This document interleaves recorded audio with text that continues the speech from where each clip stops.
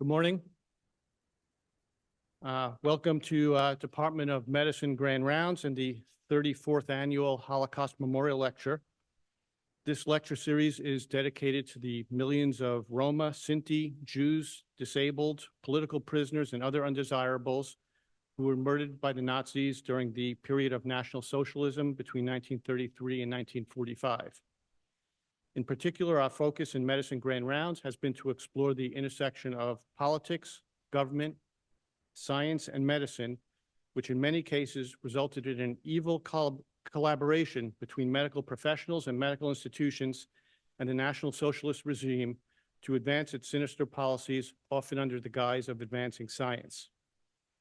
These ethical transgressions should serve as a warning to us all that the pursuit of science and medicine needs to be first and foremost grounded in ethics, morality, independence, and benevolence. This is not some detached theoretical academic exercise or historical review. Whether we realize it or not, we are all connected to these events.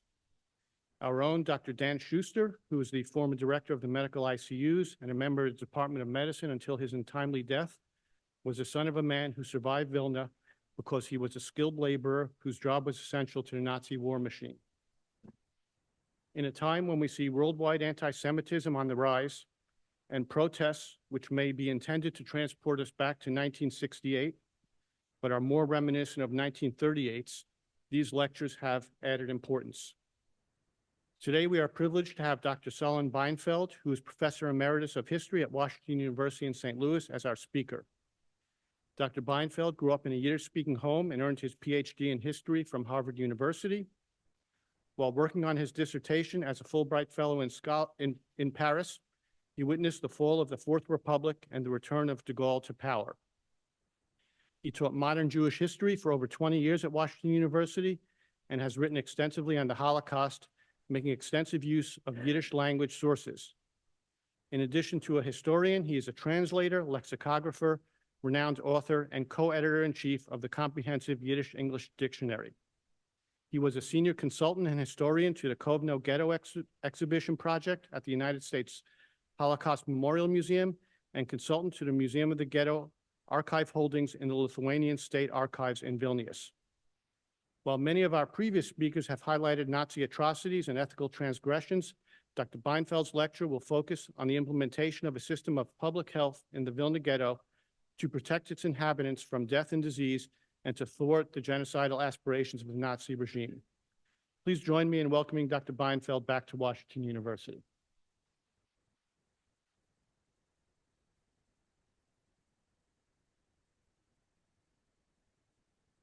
Thank you, Dan. Good morning, everybody. I apologize for my voice. It's a little hoarse, but I'll carry on.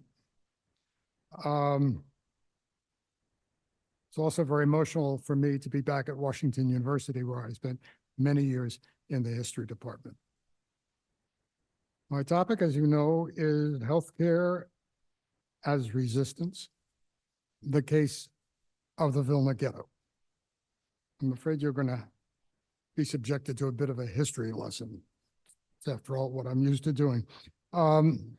The Vilna Ghetto of 1941 to 43 was one of the ghettos created by the Nazis as one stage of their project, which was to exterminate the Jews of Europe.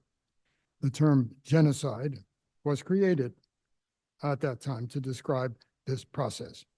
This term has since been widely used to include any mass civilian casualties during armed conflict, but this genocide retains the original sense of an unambiguous goal of total extermination using mass murder throughout the vast areas of Nazi-occupied Europe, all the way from the Channel Islands to the Aegean Islands. I use the term Vilna instead of Vilnius, the capital of Lithuania, to refer to the city that was for centuries a vibrant center of Jewish religious, cultural, and political life. It was nicknamed allegedly by Napoleon, but they liked it, the Jerusalem of Lithuania. Jews were truly indigenous to Vilnius. They had been there for half a thousand years.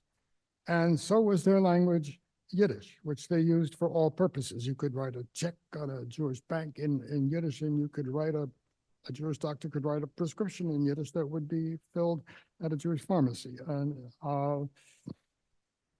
Yiddish was not an official language, but as we will see, it achieved transient territoriality in the Vilna Ghetto. Vilna's population was traditionally roughly half and half Polish and Jewish. Vilnius of today is Lithuanian. And to talk about the Vilnius ghetto would seem inappropriate. The city's names, Vilna, Vilno in Polish, Vilnius in Lithuanian, reflect its history. It changed hands 15 times during the 20th century, occupied by German, Russian, Soviet armies, and long disputed between Poland and Lithuania. We start in 1939 when Vilna was part of Poland. Okay.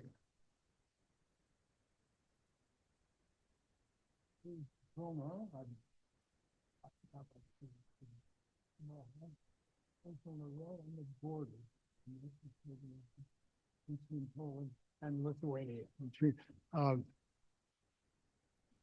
way up there.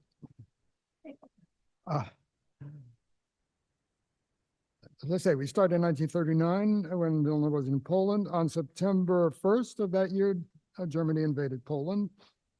And on September 17th, the Soviet Union followed suit. This was all arranged by the so-called Hitler-Stalin Pact or Molotov-Ribbentrop Pact. Vilna fell to the Soviets.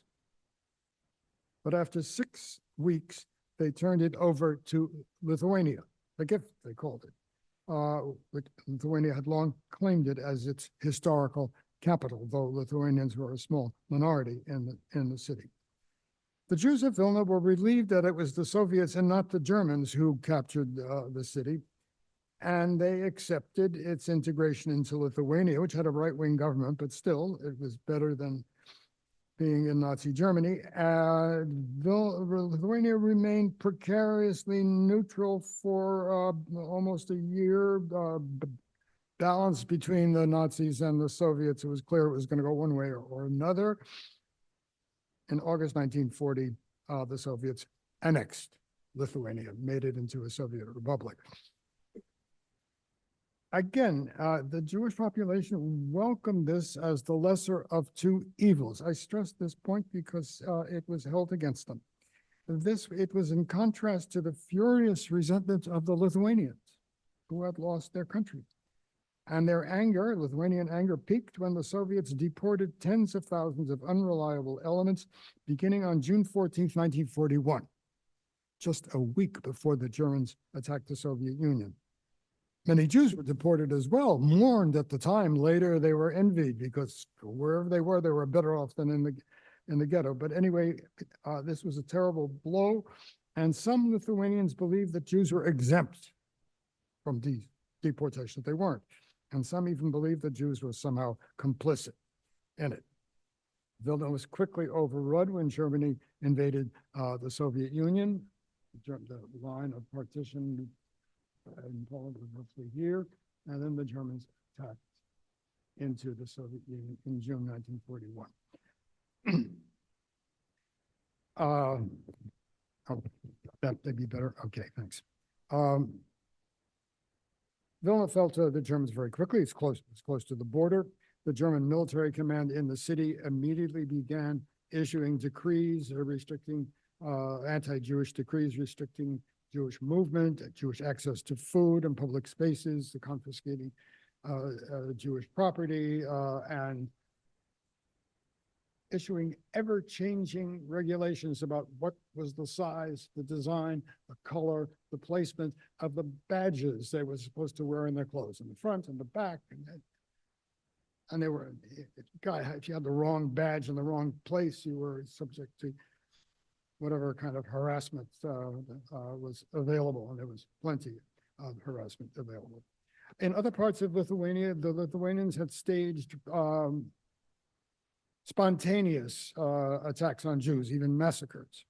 This did not happen in Vilna, where Lithuanians were a minority, but so the Gestapo did something better. They deputized Lithuanian right-wing militias and even patriotic high school students to kidnap Jewish men on the streets and in their homes and take them off to an unknown destination.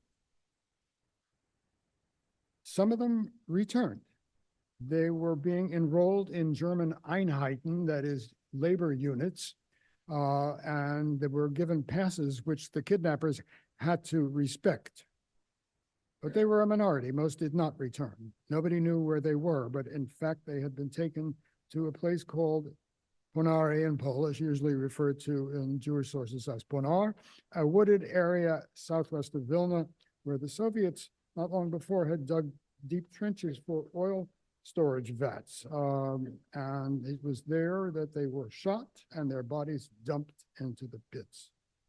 These shootings were carried out by Einsatzkommando 3.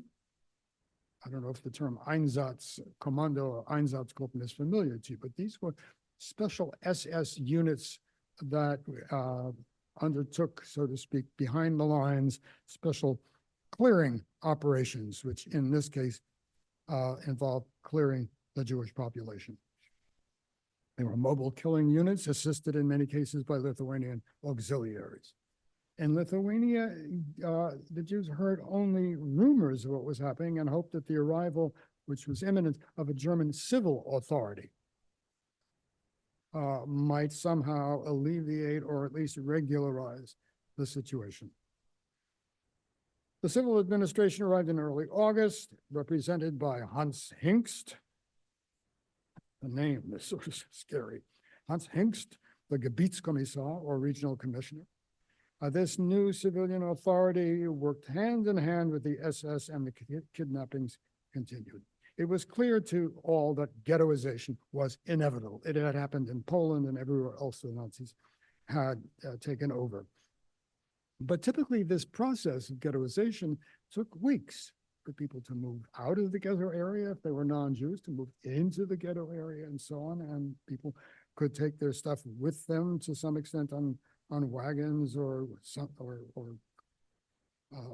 hand carts or whatever. So it was assumed that this ghettoization was coming, but there was time to prepare for it. On the 13th of July, a committee of doctors met to plan for healthcare in the future ghetto. Dr. Shadovsky, head of the committee, met with Dr. Usas, the head of the Lithuanian Municipal Health Commission. Shadovsky talked to us about, well, we're probably, given the number of people have taken away, we're population will be down to about 70,000. But Usas repeatedly corrected him, saying more like 20,000. Shadovsky later realized Usas was warning him that this wasn't going to be simply a transfer of people to a ghetto. On August 31st, German troops were allegedly fired on from a window in the old Jewish neighborhood. The perpetrators were revealed to be Jews, and in retribution, the next day, September 1st, the inhabitants of this quarter, some 5,000 people, men, women, and children, were taken to Ponar and executed, which meant this was an end to the men-only policy. The Einsatz commandos had complained, we were only getting men. This area was emptied of its Jews to become the site of two ghettos for other Jews. I suppose that made a weird kind of sense to the Nazis. That is confirmed by the infamous Jaeger report. In December 1941, Karl Jaeger, the commander of Einsatzkommando E3, which I've been referring to, submitted a 7-page report chillingly detailing the killings of Lithuanian Jews town by town and carefully and helpfully breaking down everything into men, women, and children. Jaeger complained that he was unable to kill all the Jews of Lithuania because the civil authorities had intervened to spare some of them for labor and put them into ghettos, including Vilna. And that happened on September 6th. All the remaining Jews in Vilna were given 1 hour to pack as much of their possessions as they could carry and were escorted by German and Lithuanian guards into two ghettos. Got both maps up there, yeah. Into two ghettos. The small one over here. Is the pointer working?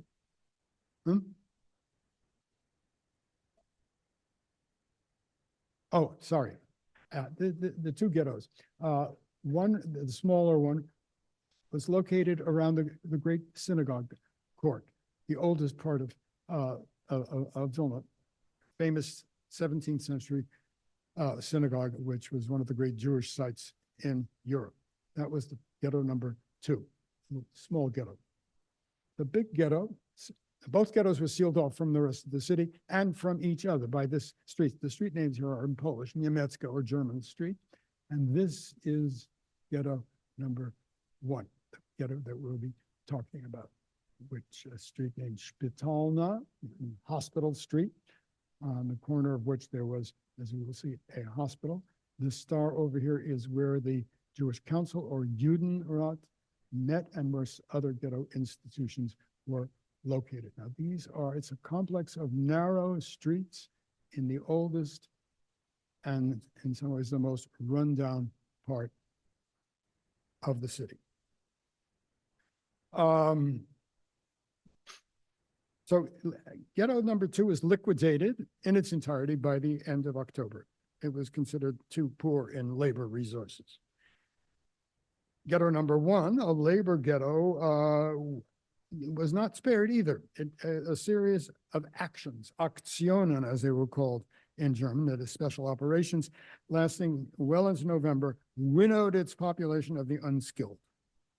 Exempt were workers who obtained life-saving yellow passes, gelbe Scheinen, some 3,000 in all, to which a spouse and 2 children could be added. Twice these yellow pass holders and their real or fictitious family, because people scrambled to get themselves on passes in various ways, were evacuated from the ghetto twice, on 2 occasions, while the ghetto was combed for illegals, people who did not have passes. Several thousand, as a result, ended up in Ponar as well. Quite a few illegals survived in what were called malinis, or Yiddish slang for hideouts, originally meaning thieves' hideouts, that were concealed behind cupboards in attics and cellars or wherever. And some managed to survive in them for long periods of time, sometimes for weeks. A period of stabilization set in at the end of 1941, with the ghetto population, including the illegals, somewhere under 20,000 people. I can't resist mentioning that in this period, the ghetto received a distinguished visitor, Joseph Goebbels, no less. His diary entry for November 2nd, 1941 recounts how the plane he was flying in encountered bad weather and heading for the front and had to land in Vilna. He was shown around and filled in on the Jewish question. I quote, "The number of Jews has been greatly thinned out by the Lithuanians after the entry of German troops. The vengeance that the Lithuanians carried out against the Jews was horrible. They were shot down by the thousands and are still being shot by the hundreds. Meanwhile, they were driven together into ghettos. That they weren't all mown down is only because they happened to constitute all of Vilna's skilled workforce. We took a short drive through the ghetto. Here the Jews squat among themselves, frightful figures not to be looked at." No mention of the Einsatzkommandos. The consummate liar that Goebbels was lied even to himself.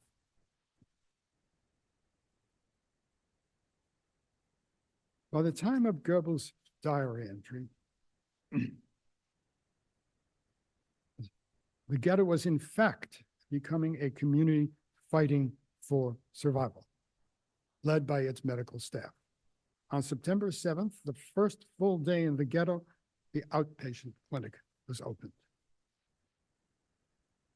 A minimal healthcare system was set up surprisingly quickly. Most Vilna Jewish doctors, some 120 men and women, had survived the kidnappers and the actions, the Aktionen.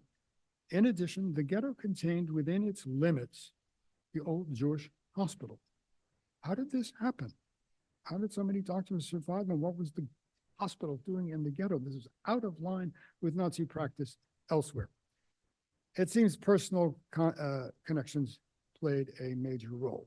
The head of the German military staff in Vilna, Dr. Solon, I want to mention him because he was a good guy, had been a medical school classmate of Dr. Lube Holm. She persuaded him to protect Jewish doctors by providing them with ironclad work passes against the kidnappers. Later in the ghetto period, he arranged for yellow passes for the Jewish doctors and often visited the ghetto to speak to the doctors. As for the hospital, its administrator was one Jacob Gens, who had been a Jewish officer in the Lithuanian army. And he was placed in this position by that same Dr. Usas, who had served with him in the military. So they were military buddies. Usas was able to have the hospital included in the ghetto. What happened with Gens is another story. He became the head of the ghetto police and later sort of a mini ghetto dictator, but that's a story in itself. The ghetto doctors wasted no time. As a protected group, they carried on as if there were no Aktionen. Whoever had worked in the hospital before was assigned to help reestablish it as a working hospital. A second group was assigned to the outpatient clinic. A third group was assigned to lay the basis for the sanitary epidemiological service or public health service. But I like the name sanitary epidemiological service. This group met on September 11th, still very early in the history of the ghetto. The minutes of this meeting have been preserved and open since the end of Soviet rule. The Lithuanian archives have been opened up. The ghetto was divided into 6 sanitary districts, each served by a doctor and 2 nurses, and there were, I won't go into the details. Plans were made for vaccination posts, sanitary brigades for cleaning latrines and collecting garbage, for a pediatric service, and so on. So basic elements of the ghetto health system were thus emerging.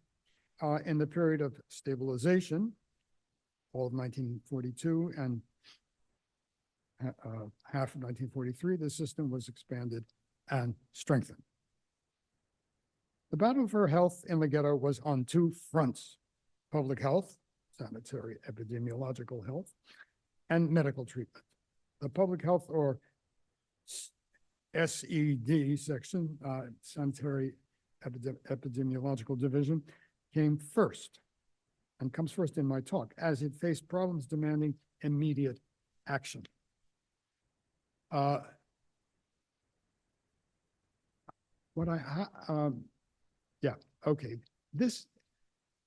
using this 3 charts made by students in the art department of the ghetto high school.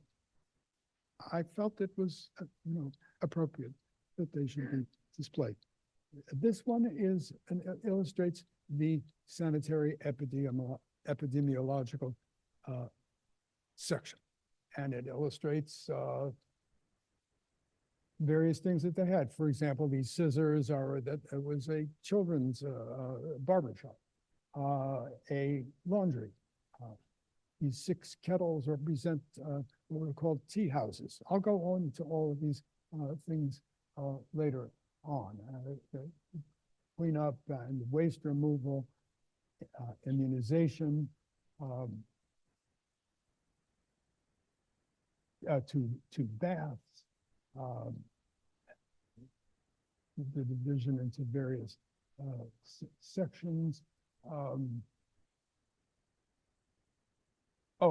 Getting rid of lice and mice. Scabies, dealing with the scabies problem. A special point or station for school children, and removal of the trash, mainly potato peels, which the peasants were happy to get. So that's, it's nice to have this illustration that shows how varied these activities were and how seriously they were taken. The situation at the beginning of the ghetto was ideal for the outbreak of epidemics. And there was a German sign outside the ghetto saying, you know, Achtung, attention, danger of infection or danger of epidemics. The ghetto was in the oldest, poorest streets of the city, always rather crowded, but now 15 to 20 people were crowded into a single room. Later, with the deportations, things eased up a bit for the wrong reason, but they remained crowded. The few beds available in the ghetto had to be removed because they took up too much room. People had to sleep on the floor until blank beds became available. There were no indoor toilets anywhere in the ghetto. Before the war, residents had to make do with outdoor privies, which had 2 to 4 seats, which was barely adequate for a court population of 30 to 40 people. With 10 times that many crammed into the dwellings, the privies quickly became clogged and overflowing, and there were long waits for use. The situation was similar with the trash, the potato peels, the small bins that served each courtyard quickly filled with trash and blocked the windows on the first floor and soon piled up to the second floor. So the sanitary epidemiological department worked systematically to defend the ghetto under these conditions and thereby prolong its existence. The ghetto was divided into districts, each under the supervision of a doctor and several nurses, who every day went from house to house, from room to room, urging people to sweep the rooms, air the bedclothes, wash the floors, wash the pots and pans and dishes, remove the cobwebs from the walls and corners, and telling them how to deal with bed bugs. They saw to it that the appointed work crews that kept the privies clean and the garbage bins emptied did their work. They also supervised compulsory visits to the baths and disinfection chamber. Their sanitary epidemiological department's greatest success was probably its battle against typhus, essentially a campaign against lice. In the early days, people were often covered with lice, causing disease and painful sores. There were no pre-existing baths in the ghetto. With great difficulty, a simple one was created, but then a complete sanitary passageway was built. It consisted of 4 rooms, an entry where visitors took off their clothes, a disinfection room for their clothes, a room for showering, and a room where the clothes were returned to their owners. Attendance was obligatory at least once a month. You couldn't get, without a stamp from them, you couldn't get your monthly food ration. The sanitary epidemiological department used propaganda to spread its message. The meetings in the ghetto auditorium held meetings with the larger labor units, how to deal with problems of disease. One popular event was the judgment against the ghetto louse, held in the ghetto theater. Dr. Epstein, the head of the sanitary epidemiological department, acted as prosecuting attorney. He accused the louse of torturing the ghetto population, sucking out its blood, and trying to bring about death through infectious disease.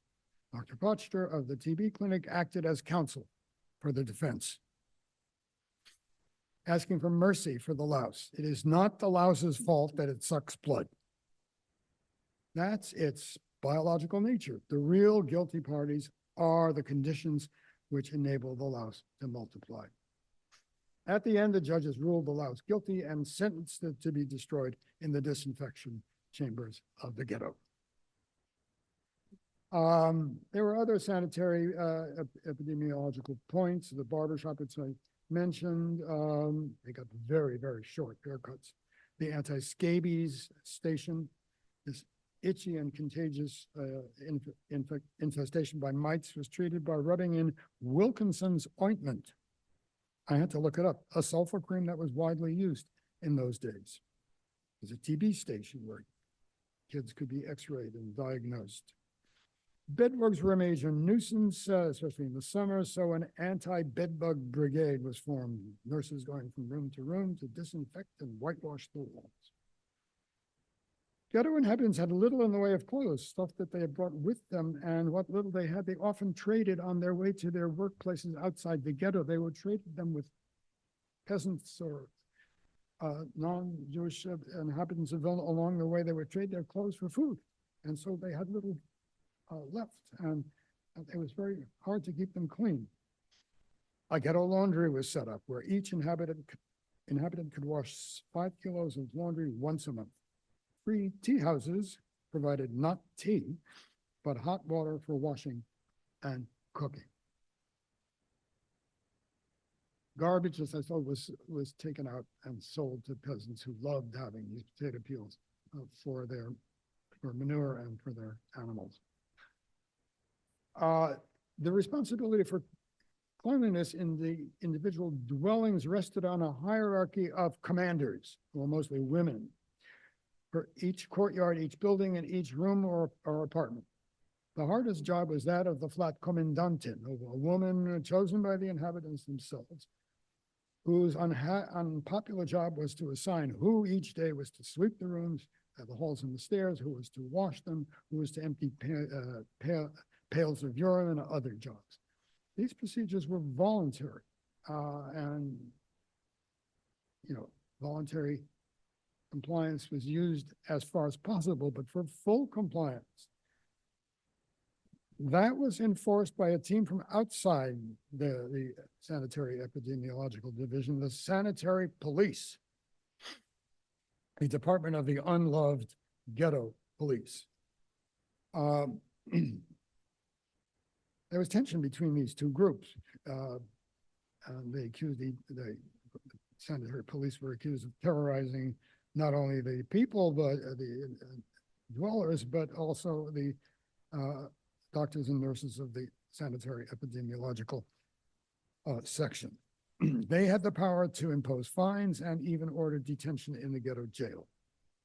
They carried on relentless inspections into thousands of courtyards and rooms and apartments. We get a sense of this from the memoirs of Ruth Lyman Son, who wrote these memoirs hidden in a hayloft after the liquidation of the ghetto. She says, the sanitary police arrived unannounced, and I quote, "Any smuggled food left visible was thrown out or confiscated." That was precious stuff that they had smuggled in at great risk. But the fear was that if the German inspectors saw smuggled food, there would be consequences for everybody. So that had to go. On one occasion, the whole courtyard was fined for damage to the plumbing. People screamed and argued to no avail. Each family had to pay 200 rubles, equal to 20 marks. Whoever did not pay was taken to jail. I resisted and preferred to serve my sentence. The sanitary epidemiological department and the sanitary police constituted one of the pillars of the defense of the ghetto. The other was the ghetto hospital, along with other medical offices. I quote from the pharmacologist Balbarisky, who survived the Vilna Ghetto, and wrote that every ghetto institution was a battle station, but the hospital was exceptional. It was a fortress, a bastion, harboring a true military force of resistance, which fought not with arms, not with rifles and grenades, but with knowledge and with sacrifices. The Jewish doctors had brought to the hospital only their knowledge and what little they had been able to carry on their backs. Their offices back in outside the ghetto had been confiscated and distributed to the German military clinics or to non-Jewish practitioners. And the hospital itself had been looted. Nevertheless, they got the hospital functioning. Its presence, its mere presence in the ghetto was of tremendous psychological importance. It had the following departments, none of which will surprise you. What may surprise you is that each department had a nominal and a not so nominal function. For example, gynecology. And this is art. This is the ghetto hospital here, and these are the different sections of the hospitals. This was what I talked about earlier, the sanitary epidemiological department. This is the ghetto hospital over here. And I'm talking about some of its departments. The women's department, gynecology, had a special function. Births in the ghetto were punishable by death, both the child and the mother. But some women insisted on giving birth in memory of their lost husbands.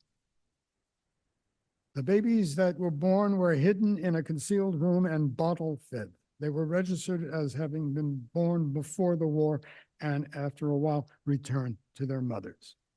Some women underwent abortions, called miscarriages, because pregnancy might cost them their work permits, their life-saving yellow passes. The psychiatry department was at first crowded because of the anxieties of the inhabitants, but it quickly turned into a sort of way station because they were treated briefly and gotten out of there as quickly as possible because this department might be liquidated along with its inhabitants, as was indeed the case. The children's department also had a special function as a place where parents who planned to hide in a molina, in a hideout, during an action, during a special action, could leave their children. They would hide in the hideout and leave the children in the hospital for various reasons. They might be discovered, and at least this way their children would survive. Or having children in a molina was a big problem because if they start to cry, babies, they would give away the whole thing. So it was better to place them in the hospital. If the parents survived, they could reclaim their children. If not, the children were placed in a ghetto orphanage. The surgery department performed surgery, including some complicated surgery. Some of the labor units worked with very dangerous stuff like ammunition and suffered severe injuries. This was also the place where people who managed, there were a surprising number, who managed to crawl, who were wounded but not killed at Ponar, and crawled out of the pits and made their way back to the ghetto. This would happen every now and then, and they were put in the surgery. They were not supposed to be alive, and they were barely alive as it was, and they ended up in the hospital as well. The internal department for cardiac, intestinal, and so on patients, also those with TB,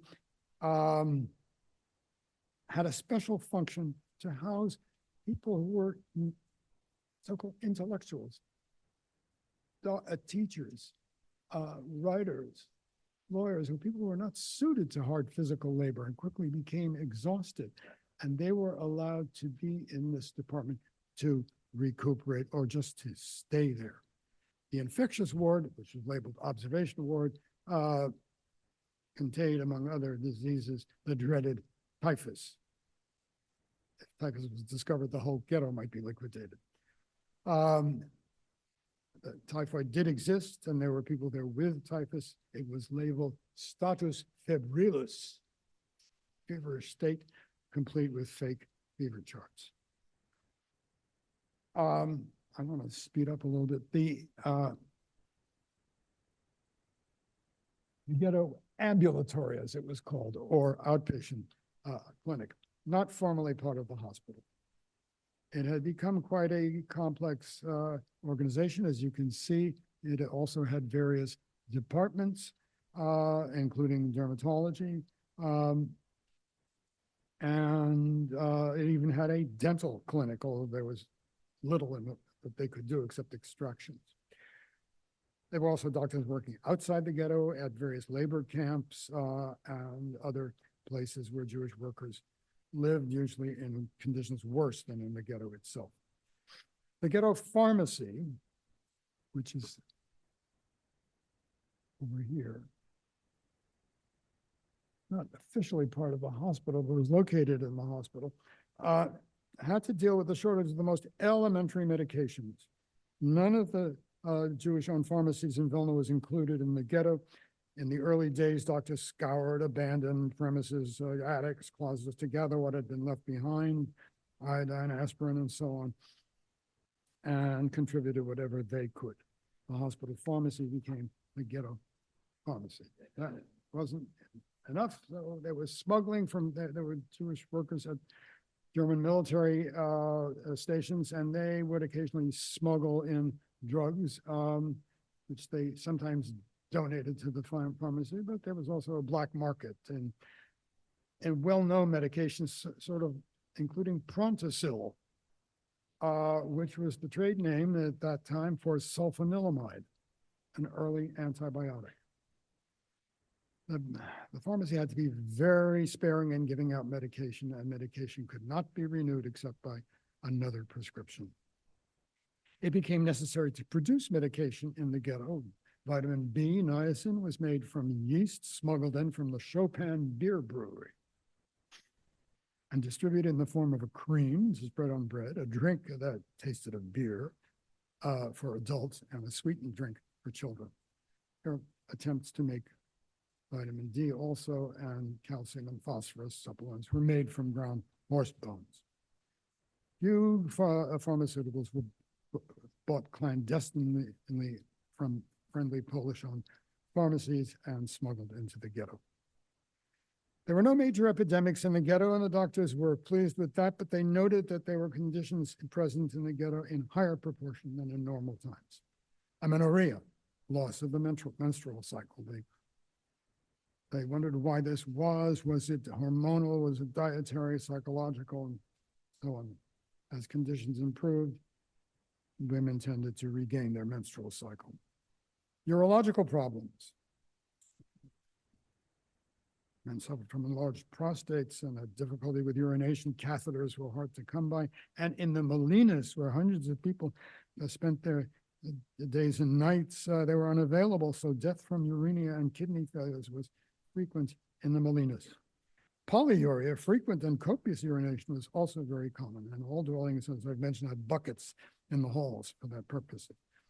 Doctors also talked about the psychological causes. Saccharin is a diuretic, but they all agreed that the watery diet from labor units, the soups that they got at labor units or ghetto kitchens, was a main cause. Intestinal problems, the people refused to allow latrines near their flats, so the privies were the only option. And that was a problem. Again, the watery diet was plain. Edema or swellings on hands, feet, and faces attributed to vitamin deficiency tended to disappear. Boils, furunculus, and rashes, pyoderma, were characteristic of the early days when clothes were dirty and seldom changed. But baths and disinfection and laundering helped this problem. A special concern for the ghetto was the welfare of the children. The vulnerable elderly had not been saved, so attention was concentrated on the young. There was a complete educational system, 3 elementary schools, each with a kindergarten, a high school, and 3 religious schools together enrolling over 3,000 children, with classes for orphans of school age who lived in dormitories, and technical courses were added so older children could obtain labor passes. The schools were important also for healthcare. Children under the age of 7, not yet in school, were cared for by the children's clinic, and all children were registered with it. Attached to it was the orphanage for small children who had lost their parents and placed in the hospital before an action. Daycare was provided for children whose parents worked. Older orphans up to the age of 16, but not in school, who had lost their parents were a problem, especially boys. They were left to their own devices, formed gangs, and committed robberies and other antisocial behavior. This problem was solved by organizing the boys into a transport brigade,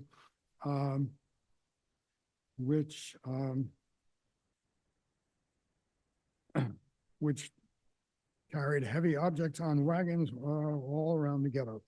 The boys were encouraged to partake in sports. Basketball, soccer, and boxing matches took place in the cramped ghetto sports field. Next chart. That's a chart of the school medical center, which was for children of school age. The schools were used for checking on the cleanliness of the children, and especially for lice. At the outset, 80% of the children were infested with lice. That fell eventually to 1%. They had to be improved by the school medical center before they could enter any courses. It dispensed vitamin supplements and additional nutrients, occasionally even butter. When epidemics like scarlet fever broke out among children, the schools were closed and the sick sent to the hospital. A particular concern was the outbreak of struma or goiter among children of all ages. Approximately 75% of children were affected by it. It's interesting, the doctors couldn't agree on how to treat it, so they conducted clinical trials. 3 methods were used on 3 groups of children: iodine drops, one group diet of canned fish, I don't know where they got it, and vegetable fresh air and sunshine to the 3rd group. The outcomes were inconclusive. And anyway, the struma epidemic went away on its own. The doctors in the ghetto formed the Ghetto Doctors Association. This chart, by the way, shows the various things that were each of the elementary schools, the kindergartens attached to it, the technical school, like the felt boot, the tailoring courses, the masonry courses, bookbinding courses, and technical courses. All these things, and the transport brigade too, all these were connected to the school medical center, which obviously the children loved it and worked hard on creating this diagram, which I display in their honor. The doctors in the ghetto formed the Ghetto Doctors Association, which met every Friday night, reports and discussions. One of their most interesting contributions were the bi-weekly, that's once every 2 weeks, issues of People's Health, Volksgesund, a continuation of a pre-war publication. There were 18 all told. These live presentations by ghetto doctors took place in the ghetto theater. The doctors would explain and update the audience on the activities of ghetto health institutions. Talk about diphtheria, how to prevent, talk about vitamins, report from about how the infirmary works, discussion of bed bug. So topics regarding children were frequent. Mama, I don't want to go to the hospital. Or don't be afraid if your child turns yellow. And then it was followed by a mailbox feature in which questions that ghetto inhabitants had sent in were answered. For example, worries about loosening teeth. And a question from a concerned mother who worried about her child getting tuberculosis from the amalgamation of 2 schools. She was thanked and assured that the concern will be passed on to the school medical center. I once had the honor of meeting Dr. Mark Dvorzetsky, who had been head of the school medical center, one of the few surviving ghetto physicians. In his writings, he insisted that resistance is not limited to physical armed resistance, though both indeed though it did indeed exist. I once was a consultant on a film called Partisans of Vilna. There was an active resistance movement, but that's not my topic. It includes cultural resistance and education. As we know, there was a full educational system, plus what he knew best, what he himself knew best, the resistance on the part of the doctors, nurses, and other medical personnel. Without outside help, they fought a battle not just against disease and morbidity, but also against depriving the ghetto population of its humanity. Despite considerable risks to themselves, the doctors insisted that they must protect the vulnerable, a population humiliated and traumatized by incalculable human loss, and in fact, under a suspended death sentence itself, as long as it still lived, it was entitled to dignity and care. They knew that they were creating a health system in some ways unprecedented in history. Even if they themselves didn't survive, they believed that their actions would deserve attention and study. They correctly saw Nazism as an assault on medicine itself. And here I digress to talk about German medicine a little bit. Some 65% of German doctors became Nazi party members, a much higher proportion than in other professions, thus falling in line with a project whereby a civilized society transgressed all medical norms. We know about euthanasia of the disabled, Mengel's experiments in Auschwitz, and other cases of experimentation on humans.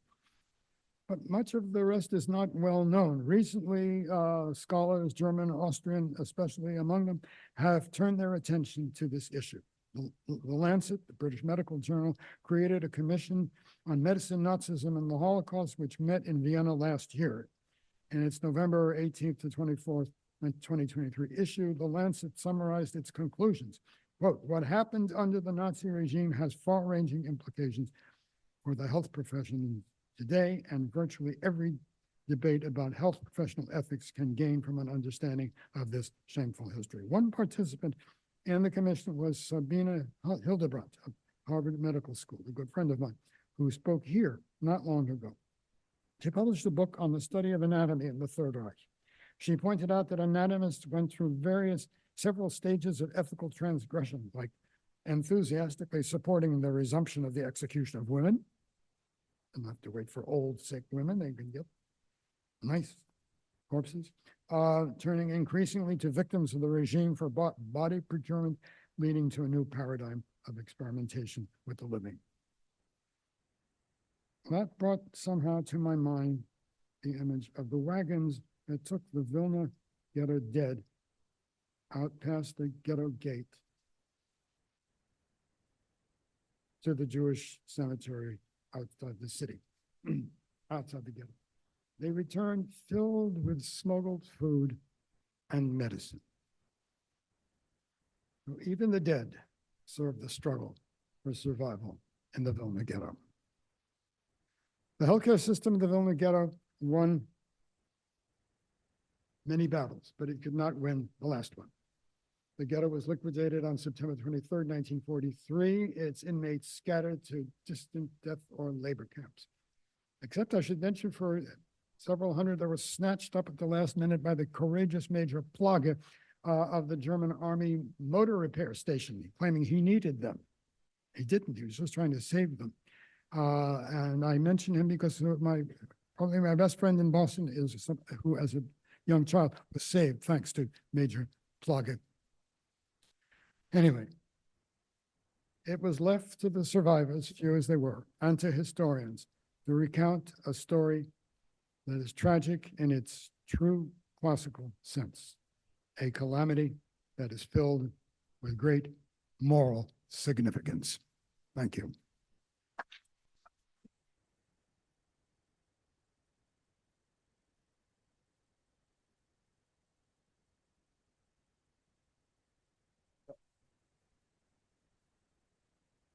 I ran over a little bit, I think. Thanks for a great talk. Clearly a lot of effort was put into this in order to serve the public health needs of the ghetto community. Is there any comparative data compared to other ghettos saying that the residents of Vilna were... There were hundreds of ghettos, and they all had medical services of one kind or another. Typically, they had to start from scratch, but they didn't have not many doctors had survived. There were no hospitals. They had to create a new hospital. And in the larger ghettos, such as Lodz and especially Warsaw, they were simply overwhelmed with disease and starvation. I didn't get into the issue of how the ghetto was fed. Barely enough, but they managed to see to it that nobody died of starvation. Whereas in Warsaw, people were dying and dead in the streets. So the Vilna Ghetto is it's not the only ghetto. That the nearby Kovno Ghetto, I served as a consultant for a big exhibit on the Kovno Ghetto at the U.S. Holocaust Museum. Also pretty well cope with this problem, but they ran into terrible problems.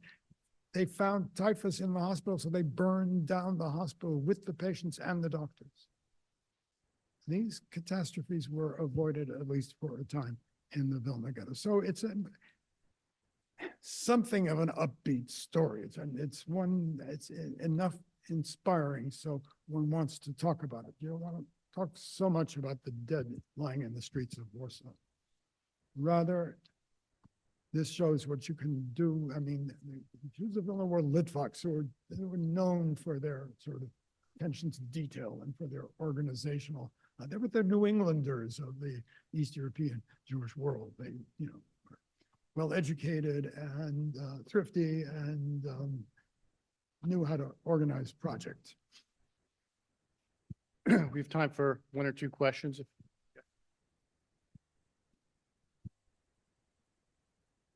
How do you think that the advance in public health and medical care also contributed to the social structure, survival, hope, and compassion for caring for each other in that terrible situation?